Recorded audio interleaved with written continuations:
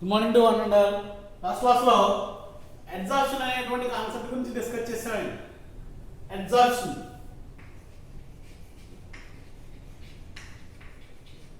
Adsorption అంటే ఏంటి అనేటువంటి విషయాల గురించి మాట్లాడు. ఏంటది? accumulation of the substance rather than the bulk of the layers of the substance is called adsorption అని మాట్లాడాం. ఈ అడ్జార్ప్షన్ సంబంధించి అడ్జార్ప్షన్ ఐసోథర్మ్స్ అనేటువంటి విషయాల గురించి ఇద్దరు సైంటిస్టులు మాట్లాడారండి. ఏంటంటే దేని గురించి? అది అడ్జార్ప్షన్ ఐసోథర్మ్స్. అడ్జార్ప్షన్ ఐసోథర్మ్స్ అడ్జార్ప్షన్ ఐసోథర్మ్స్ అంటే ఈ అడ్జార్ప్షన్ అనేటువంటి పదం పక్కన పెట్టినట్లయితే ఐసోథర్మ్స్ అంటే ఏంటో తెలుసు మనకి. ఐసోథర్మ్స్ అని వీటిని అంటాం. అండ్ కాన్స్టెంట్ టెంపరేచర్ దగ్గర డ్రా చేసినటువంటి గ్రాఫ్స్ ఏవైతే ఉంటాయో ఆ గ్రాఫ్స్ మనం ఏమంటాం అంటే ఐసోథర్మ్స్ అని చెప్తాం. అడ్జార్ప్షన్ ఐసోథర్మ్స్ అని వీటిని అంటాం అంటే అట్ కాన్స్టెంట్ టెంపరేచర్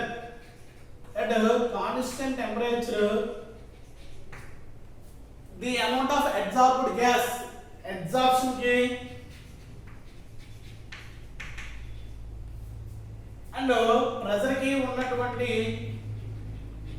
రిలేటెడ్ గా ఉన్నటువంటి గ్రాఫ్స్ ఏవైతే ఉన్నాయో ఆ గ్రాఫ్స్ మనం ఏమంటాం అంటే అడ్జార్ప్షన్ ఐసోథర్మ్స్ అంటాం. ఏమండి? The graphical representation of which amount of absorption gas is absorbed at a different type of pressure at constant temperature is called adsorption isotherms. అంటే adsorption isotherms అంటే ఏంటి? కాన్స్టెంట్ టెంపరేచర్ దగ్గర మనకి సర్టెన్ ప్రెషర్ దగ్గర ఎంత అయితే మనకి ఆ గ్యాస్ అనేటువంటిది అబ్జర్వ్ అవుతుందో ఆ రిలేటెడ్ గా చెప్పేటువంటి గ్రాఫికల్ రిప్రజెంటేషన్ ఏదైతే ఉందో ఆ గ్రాఫికల్ రిప్రజెంటేషన్ నే మనం ఏమంటాం అంటే ఇక్కడ అడ్జార్ప్షన్ ఐసోథర్మ్స్ అని చెప్తామండి. ఇక్కడ అడ్జార్ప్షన్ ఐసోథర్మ్స్ సంబంధించి ఇద్దరు సైంటిస్టులు మాట్లాడారు. ఒకటి ఫ్రాంక్లిష్ అనేటువంటి సైంటిస్ట్, రెండో ఆయన ఎవరంటే లాంగ్మూర్. ఫ్రాంక్లిష్, లాంగ్మూర్ అనేటువంటి ఇద్దరు సైంటిస్టులు మాట్లాడారు. దాంట్లో మనకి ఫ్రాంక్లిష్ సంబంధించినటువంటి కంటెంట్ అనేటువంటిది లేదండి. ఓన్లీ ఎవరి గురించి చెప్పాలంటే లాంగ్మూర్ అడ్జార్ప్షన్ ఐసోథర్మ్స్ గురించి మనం మాట్లాడాలి. లాంగ్మూర్ అడ్జార్ప్షన్ ఐసోథర్మ్స్ అనేటువంటివి ఏంటి, ఆ మ్యాథమెటికల్ డెరివేషన్ ఎలా ఉంటుంది అనేటువంటి చూద్దాం.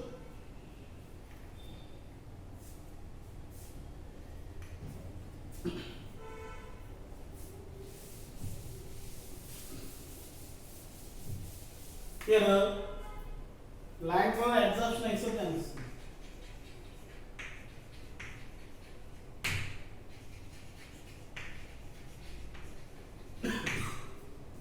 Adsorption isotherm.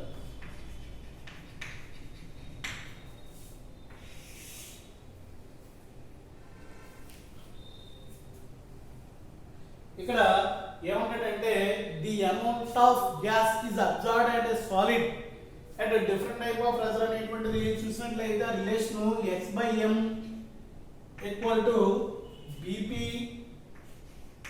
బై 1 + ap అని చెప్తాను.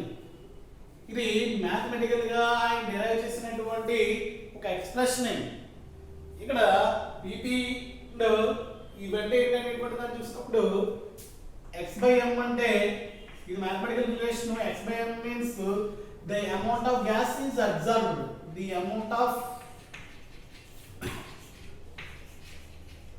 of gas is absorbed on the solid. And pressure P అంటే ప్రెషర్ అండి. అండ్ A అండ్ B అనేటువంటివి ఏవైతే ఉన్నాయో ఈ రెండు కూడా కాన్స్టెంట్. దీన్ని ఒక గ్రాఫికల్ రిప్రజెంటేషన్ గా మనం చెప్పినప్పుడు ఎలా చెప్తామంటే ఈ యొక్క ఎక్స్ప్రెషన్ ని కొన్ని చేంజెస్ చేసినట్లయితే ఇది ఏమవుతుంది అంటే ఈ అక్కడ p ఏదైతే ఉందో దాన్ని ఎలా డౌన్ చేస్తే x/m బై p ఈక్వల్ ఏమైందమ్మా ఇది b/1 + ap అయింది. మళ్ళీ దీన్ని డివైడ్ చేసినట్లయితే ఫ్రాక్షన్ ఏమవుతుంది? p x/m ఈక్వల్ ఏమవుతుంది? 1 + ap/b అయింది. దీన్ని b తో డివైడ్ చేసినట్లయితే ఏమవుతుంది? p x/m equal to 1/b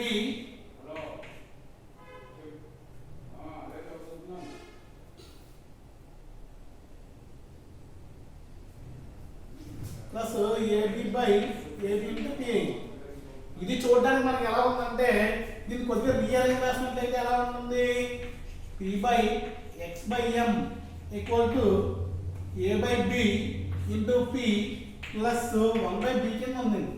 it is the slope intercept format. It is nothing but equation straight line equation తీసుకున్నట్లయితే it is compared to y equal to mx plus c అనేటువంటి ఒక straight line లా ఉన్నట్లయితే ఇక్కడ y అంటే y axis మీద ఏమన్నట్టు అంటే ఈ యొక్క గ్రాఫికల్ రిప్రజెంటేషన్ లో y ఈక్వల్ ఏంటి p/x/m ఏదైతుందో అది ఇది. x అంటే it is nothing but a/b అనేటువంటిది ఏదైతుందో అది ఇది. సారీ ఇది p ప్రెజెంట్. m స్లోప్ అంటే a/b అంటే ఇంటర్సెప్ట్ ఉంది ఇక్కడ. ఇంటర్సెప్ట్ ఏంటి 1/b. ఈ యొక్క స్లోప్ ఏదైతుందో ఆ స్లోప్ ఏంటంటే ఇక్కడ a/b అనేటువంటిది ఏదైతుందో slope. This is the graphical representation for that Langmuir adsorption isotherm అంటాం దీన్ని.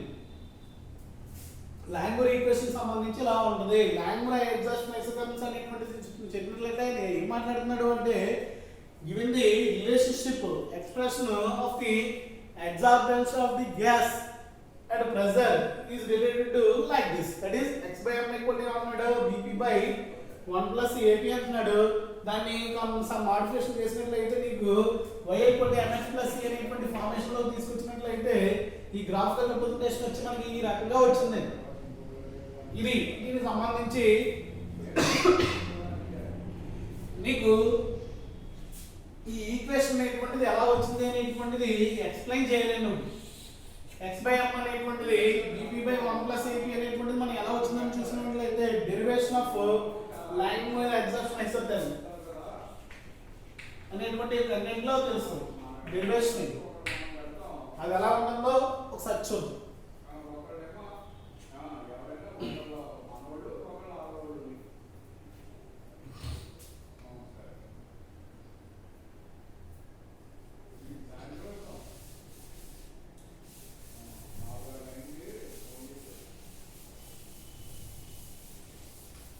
మనకి ఇక్కడ ఫైనల్ అవుట్పుట్ ఏం రావాలి x/m ఈక్వల్ టు ఏమొచ్చింది ఇక్కడ సమ్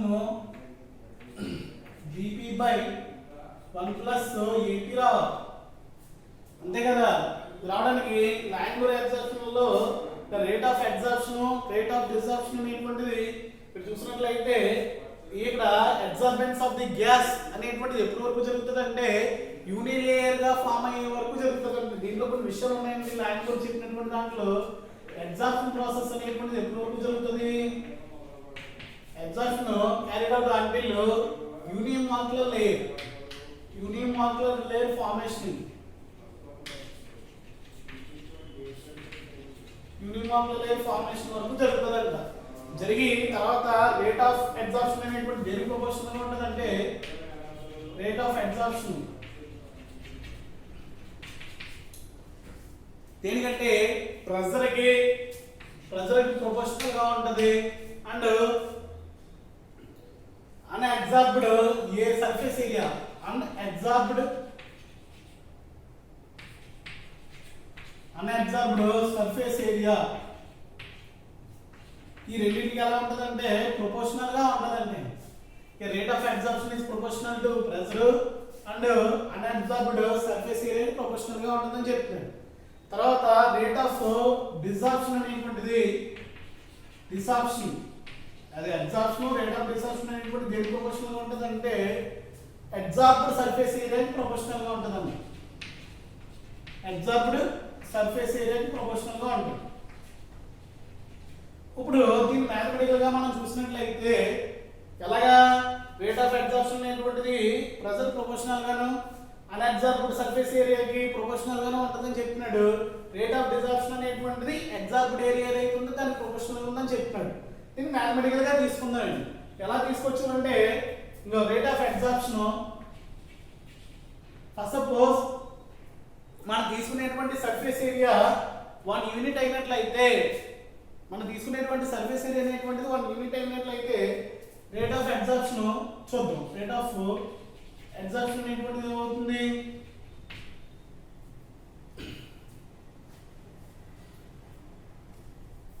సర్ఫేస్ ఏరియా వచ్చి theta అనుకుందాం. theta అనుకున్నట్లయితే rate of absorption is proportional to pi అయింది. Rate of absorption is proportional to absorption అనేటువంటి theta అయింది. సర్ఫేస్ ఏరియా వచ్చి 1 అనుకున్నట్లయితే దేనికి ప్రపోర్షనల్ ఉంటుంది? అన్ అబ్జార్బ్డ్ సర్ఫేస్ ఏరియా ఎంత అవుతుంది? 1 మైనస్ theta అవుతుంది. ఎంత అయిందండి? ఇది ఏంటిది? Absorbed surface area. Absorbed surface area. Surface area ఎంత అనుకున్నాను? 1 యూనిట్ అనుకున్నాం. సర్ఫేస్ ఏరియా వచ్చి 1 యూనిట్ అనుకున్నాం. అంటే మనకి అన్అబ్జార్బ్డ్ సర్ఫేస్ ఏరియా ఎంత అవుతుంది? 1 మైనస్ theta ప్రపోర్షనల్ గా ఉంది. అంటే ఫైనల్ అవుట్పుట్ ఎలా ఉంది? ఈ proportional to p into 1 minus theta ఉంది. ఈ ప్రపోర్షనల్ ని తీసేసినట్లయితే సమ్ కాన్స్టెంట్ k ఇంటూ ఎలా వచ్చింది? p ఇంటూ 1 మైనస్ theta ఉంది. అదే రేట్ ఆఫ్ డిసార్ప్షన్ దేనికి ప్రపోర్షనల్ గా ఉంది?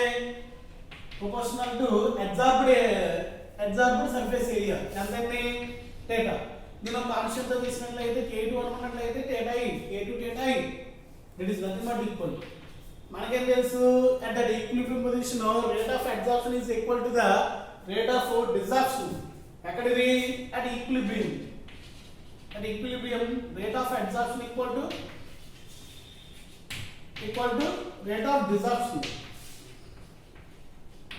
అంటే ఏమవుతుంది?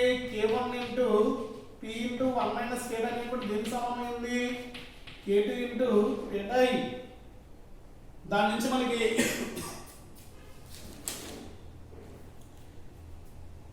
ఇది పక్క తీసుకొచ్చి thetaలో రాసినట్లయితే ఇది ఎంత ఉందో చూద్దాం. దీన్ని మొత్తం మల్టిప్లై చేస్తాం అనుకోండి. ఇది ఏమైంది? k1p plus k1p theta i. ఇది ఏమైంది? k2 into theta i. దాని నుంచి theta ఉన్నటువంటి ఏరియాలోకి తీసుకొచ్చి ఇది ఇలా తీసుకొచ్చాం అనుకోండి. k1p theta minus k2p. k2 theta ఎక్కువ ఏమైంది? ఇది ఎలా వచ్చిందంటే దీన్ని ఎలా తీసుకొచ్చారు అంటే అలాగా ఇలా తీసుకొచ్చినట్లయితే ఏమైంది? ఇది k2 theta minus k1p theta equal to ఏం మిగిలింది మనకి? k1p మిగిలింది. దాని నుంచి theta ఎక్కువ ఎంత వచ్చిందండి? k1p by k2 theta minus k1p theta మిగిలింది. k1p మిగిలింది. theta కామన్ తీసేస్తున్నాం కాబట్టి సరే ఇక్కడ theta కామన్ తీసేసినట్లయితే ఏం మిగిలింది మనకి? k2 మైనస్ k1p మిగిలింది. ఎంటైర్ ఈక్వేషన్ ని k2 తో డివైడ్ చేసినట్లయితే k1 బై k2 ఇది ఎంత అవుతుందో చూద్దాం ఒకసారి. డివైడెడ్ విత్ k2 అనుకున్నట్లయితే theta అనేటువంటి ఎంత అయింది? k1 బై k2p బై ఇది ఎంత వచ్చింది? k2 బై k2 మైనస్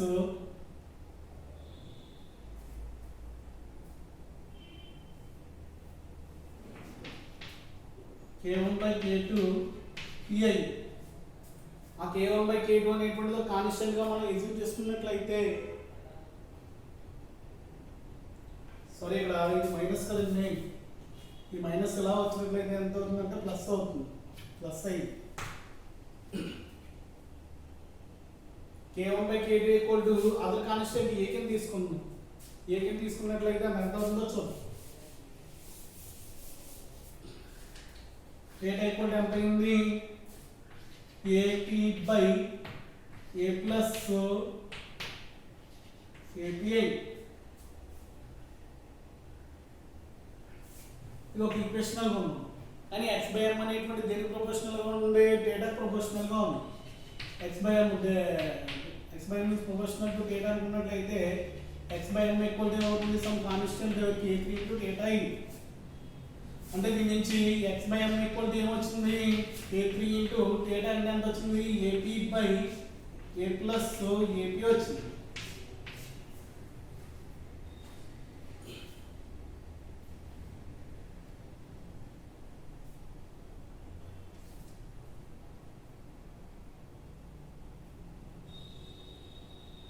దాని నుంచి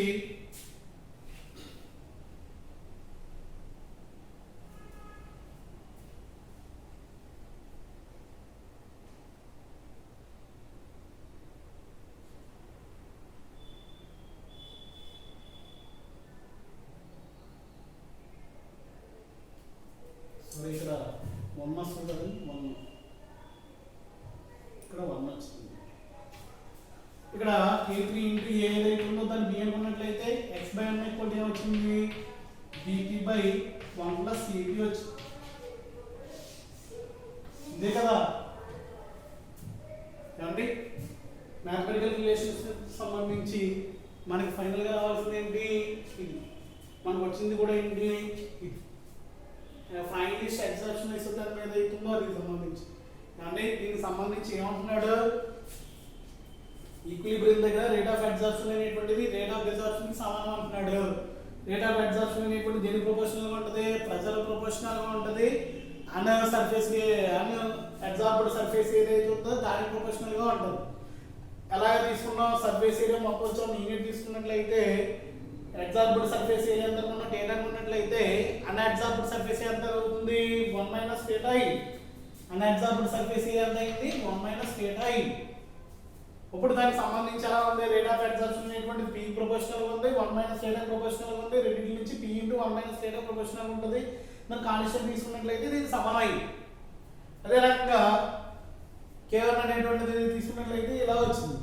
ఈక్విలిబ్రియం దగ్గర రెండు సమానం కాబట్టి ఈ రకంగా వచ్చింది దాని నుంచి ఆ డేటా ఏదైతే ఉందో రాస్తాం కానీ మనకే తెలుసు రేట్ ఆఫ్ అబ్జార్ప్షన్ అనేటువంటిది అబ్జార్ప్షన్ ఆఫ్ గ్యాస్ అనేటువంటిది డేటా ప్రపోర్షనల్ గా ఉంటుంది సర్ఫేస్ ఏరియాకి దాన్ని ఆల్రెడీ డేటా అంటే తెలుసు సర్ఫేస్ ఏరియా కదా x by m equal to some constant నుండి తీసుకొచ్చిన దాంట్లో సబ్స్టిట్యూట్ చేసినట్లయితే మనకి ఆయన చెప్పినటువంటి మ్యాథమెటికల్ ఎక్స్ప్రెషన్ ఏదైతే ఉందో అది రావడం జరిగింది ఇది డెరివేషన్ ఆఫ్ లాంగ్వేజ్ అబ్జార్ప్షన్ ఐసోథర్మ్ ఏదైతే ఉందో అది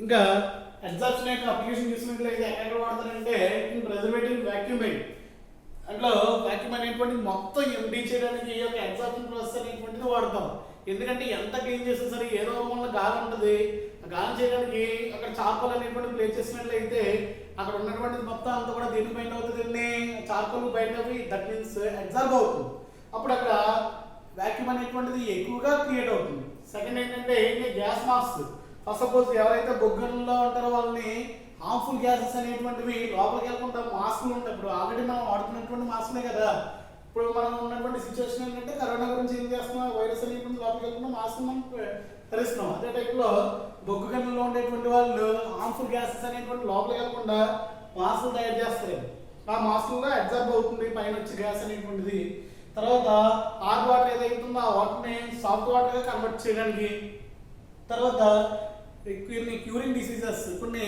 థెరపీలో ఈ యొక్క అబ్జార్ప్షన్ ప్రాసెస్ అనేటువంటిది వాడతారు తర్వాత క్రోమటోగ్రఫీ టెక్నిక్ అనేటువంటిది ఒక టెక్నిక్ ఉంది ఇది నెక్స్ట్ ఇయర్లో నేర్చుకుంటారు ఆ టెక్నిక్లో వాడతారు నెక్స్ట్ వచ్చి సెపరేషన్ ఆఫ్ రియల్ గ్యాసెస్ అండి కొన్ని గ్యాసెస్ ఏవైతే ఉన్నాయో వాటిని సెపరేట్ చేయడానికి కూడా ఈ యొక్క క్రోమటోగ్రఫీ ఇది ఈ యొక్క అబ్జార్ప్షన్ ప్రాసెస్ అనేటువంటిది వాడతారు అండి ఇక్కడతో మొత్తం అబ్జార్ప్షన్ ప్రాసెస్ అనేటువంటిది కంప్లీట్ అయ్యింది అబ్జార్ప్షన్ అంటే ఏంటి వాటి యొక్క డిఫరెన్స్ ఏంటి లాంగ్వేజ్ అబ్జార్ప్షన్ ఐసోథర్మ్స్ అంటే ఏంటి ఆ ఐసోథర్మ్స్ అనేటువంటి ఎలా వచ్చింది అండ్ ఫైనల్ లిస్ట్ అబ్జార్ప్షన్ ఐసోథర్మ్స్ ఎలా ఉంటాయో చెప్పు దీనికి సంబంధించినటువంటి ఆ మెటీరియల్ కూడా నేను వాట్సాప్ చేస్తానంటే ఒకసారి చూసుకో